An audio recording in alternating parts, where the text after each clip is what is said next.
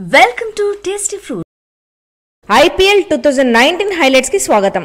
IPL తాజా updates కోసం మీ tasty fruit channel ని సబ్స్క్రైబ్ చేసుకోండి. ఇక వివరాల్లోకి వెళ్తే ముంబై వేదికగా ముంబై చెన్నై మధ్య మ్యాచ్ నెంబర్ 15లో టాస్ గెలిచి చెన్నై బౌలింగ్ ని ఎంచుకుంది. అయితే బ్యాటింగ్ ని ఎంచుకున్న ముంబై జట్టు ఓపెనర్లు డికాక్, రోహిత్ శర్మ స్వల్ప స్కోర్కే వెన్నుతిరిగినప్పటికీ వన్ డౌన్లో వచ్చిన సూర్యకుమార్తో కృణాల్ పాండ్యా జతకట్టడంతో తక్కువ స్కోర్కే పరిమితం అవుతుందని అనుకున్న ముంబై ఒక గౌరవప్రదమైన స్కోర్ని అందుకుంది అనే చెప్పుకోవాలి. అయితే ఈ రైట్ అండ్ లెఫ్ట్ కాంబినేషన్ జోడీ 60 పరుగులను ఓడించింది.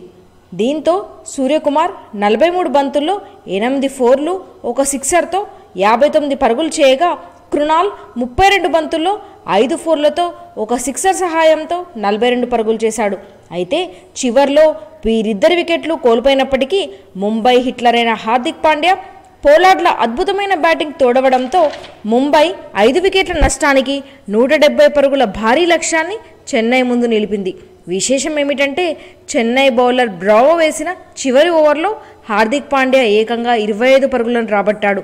ఆ ఓవర్లో మొత్తంగా 29 పరుగులు ముంబై బ్యాట్స్మెన్ చేయగలిగారు.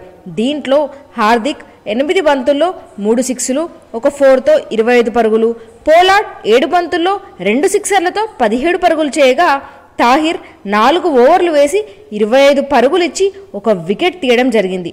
ఇంకో విశేషం ఏమిటంటే బ్రావో ఈ మ్యాచ్లో 100 వికెట్ల ఫీట్ను సాధించాడు. అయితే ఈ భారీ స్కోర్ను టాప్లో ఉన్న చెన్నై ఛేదిస్తుందో లేదో చూడాలి మరి.